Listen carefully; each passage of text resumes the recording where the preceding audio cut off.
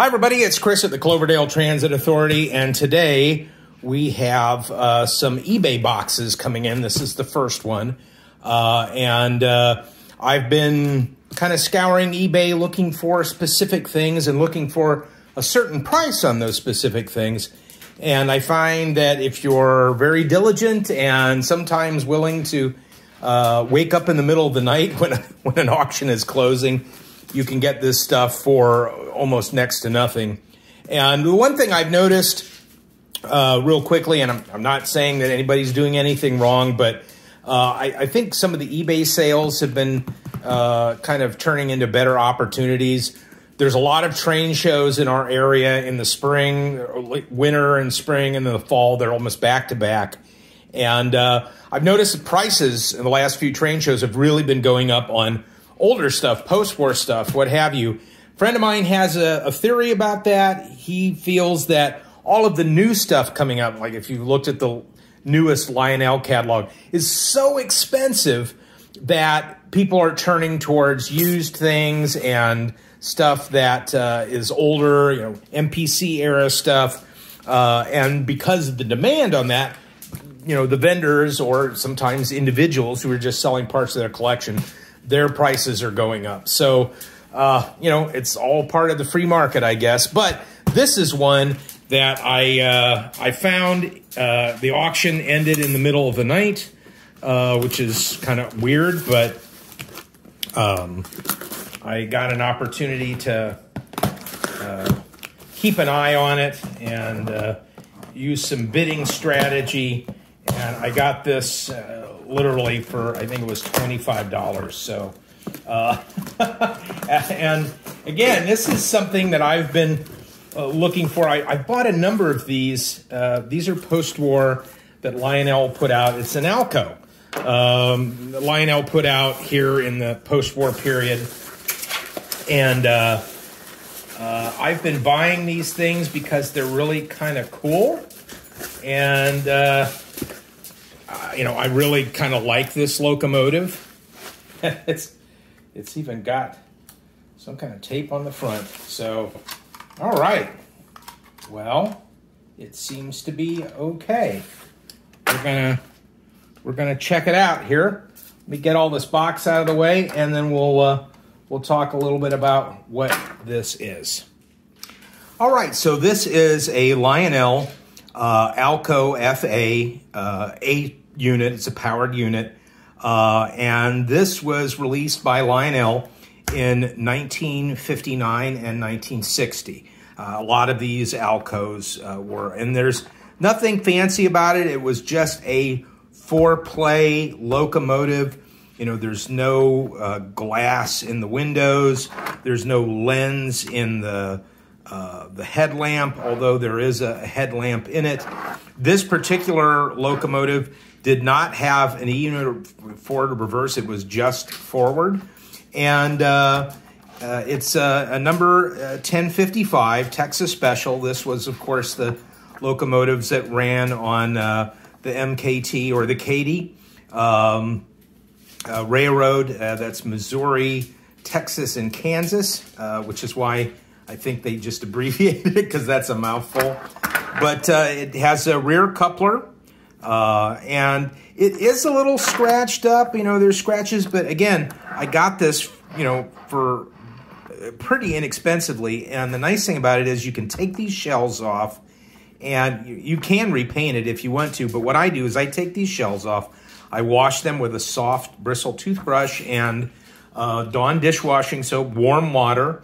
And then with these Alcos, what I've been doing is then I armor all the body, and it just gives it a nice shine once it's clean.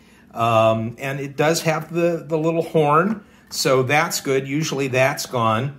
But so what we're going to do is we're going to, before we do a test run, we're going to take the shell off, check out the insides. We'll show you that just to make sure there's no bare wires or whatever. See if there's a light bulb in it. Is it a working light bulb? And then we'll clean up the shell and polish it up a little bit, and we'll get it out on the track and let you take a look at it.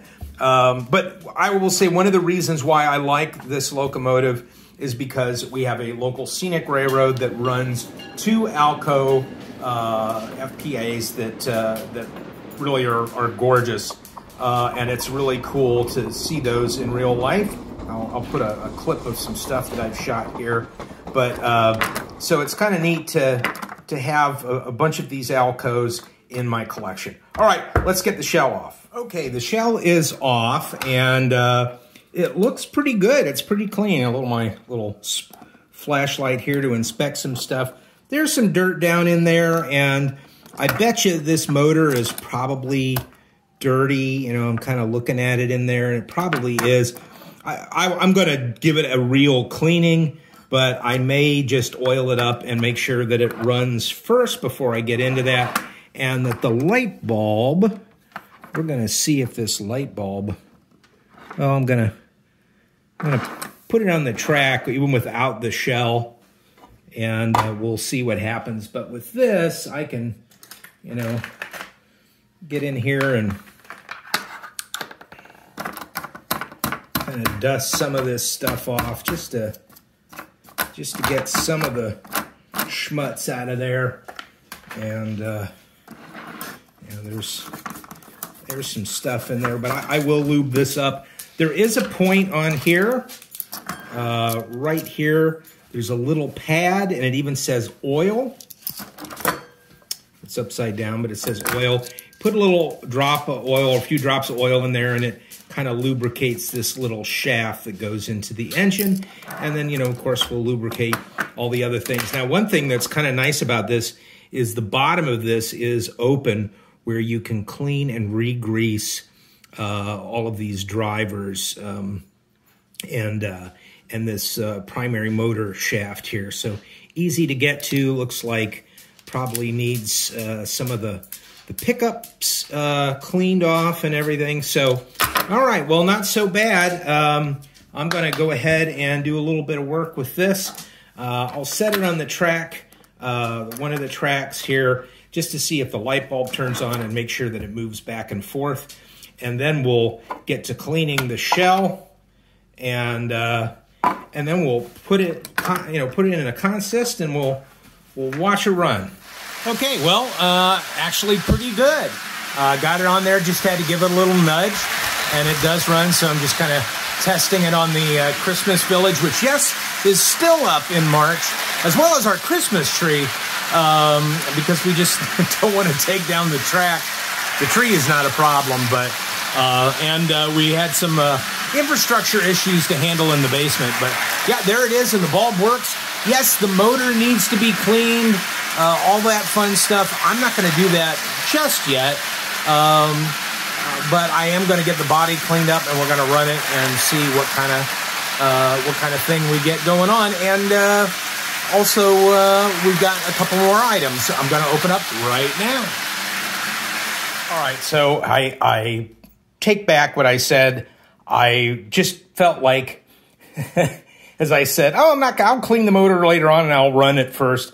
That there were plenty of you out there who are probably like, Chris, you lazy SOB, get in there, open that motor up. It'll take you a few minutes and clean it. And lo and behold, it's actually not all that bad. So what I'm going to do is,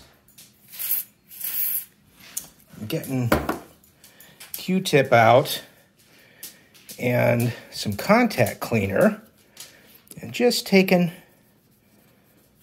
what looks like just a little surface. Ooh, it's a lot of surface schmutz. Just take that off of there and clean it up, and maybe we'll actually even just get in here with this and really make it shine. Wow, look at that. Okay. Yeah, okay. So, impatient me wants to get this thing on the track, throw a little lubrication on it, and away we go. Now, I will do more of a cleaning on the wheels at a future point. Maintenance done, so. All right, Lazy Chris will be back with the next items that came in from eBay, and then we'll watch all this stuff run. Thanks. All right, so here's the next part of our eBay haul. this week. And this was, I just happened to see this, and I really don't think I've ever seen these before. And they're from 1976, so the MPC era of Lionel. And it was actually two separate auctions. I'm going to try not to cut myself here on camera. Two separate auctions, and then it said, or best offer. So, you know, I've kind of started looking for these best offer things on eBay, because as long as you're somewhat reasonable, you can get a good deal. And, you know, this, I got, you know, combined shipping on these, which saved money. And I got these for, I think, $22 a piece, believe it or not. And that was great. I'm glad they packed them really well. But there was a lot less than had I bought these separately and just paid what they were asking for them, because they were, I think it was an auction, but it said best offer, and nobody had bid on these yet. But I saw these and I thought, hey, these are cool. They don't have the original boxes, and, you know, I'm not all, you know, fired up about that, because those are just boxes I'd have to figure out where to store, frankly. And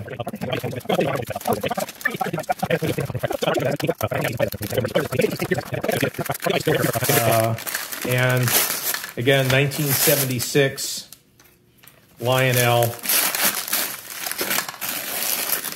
Oh, slowly but surely the unveil is happening. All right. Good God. Okay, there's the first one. And this is the Baltimore and Ohio Capital City Lionel 9517. And these are lit passenger cars. Again, MPC era. There's no, these are not functioning couplers at all. I mean, you got to lift them up to put them on. So they're, you know, pretty straightforward passenger cars. Sorry, did I not get that on camera? There we go. So, but I think they're just going to look really pretty. And we're going to see if they light up. I'm looking at, it looks like there's a wire that's off in there. So these may need some restoration. Sorry. These may need some restoration.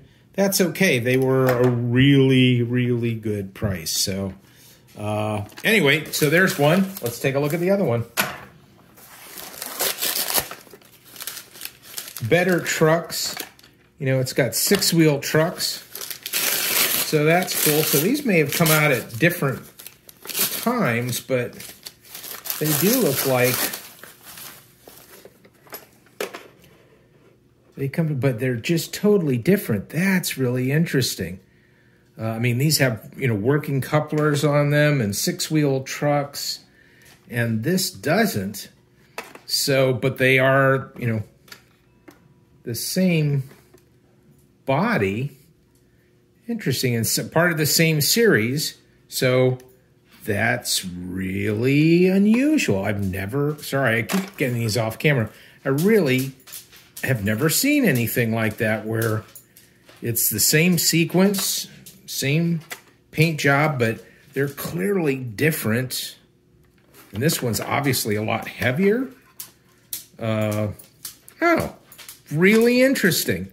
I think they'll look great, but they're both different. And they're both Lionel. So, all right, well, let's get them out. Let's get them cleaned up. Let's get them on the track and see what happens. So before I got these on the track, I wanted to kind of look into why these are so different on the bottom. And here is what I found out. Interestingly enough, interesting things that people do when it comes to model railroading. This passenger car, the 9517, and this is, of course, the 9516. This is correct. This swinging, non-working coupler is correct. This 2- or 4-wheel truck is correct. It's this with the 6-wheel truck and the working. This is not correct. And as you can see, maybe where these swing, they cut away some of the body, this side too. Essentially what they did was they put these bigger trucks on this for whatever reason, to make them more prototypical. I don't know if the actual cars like that had 6-wheel trucks, but this is a kit bash. This has been refit. Isn't that interesting? Why? Anyway, either way, the lighting is not working in these. So besides showing them what they look like running on the track, which I am going to work on these, and I'll come back and do another video, pick up the rest of the set, but redo this back to the original way that Lionel issued these, and then also get all of the lighting working in them as well. So interesting. This is what you get when you pick up stuff on eBay cheap, and I don't mind that because it's kind of cool to read. I can kind of understand why they did, because I thought, wow, 6-wheel trucks, but they literally had to cut away some of the body pieces on this in order to make that work. Because I did notice that down inside here, you see there's a little, I don't know if you can see it on camera, but there's the hole for what's the original non-working coupler. Wild. What do people do when it comes to model railroading?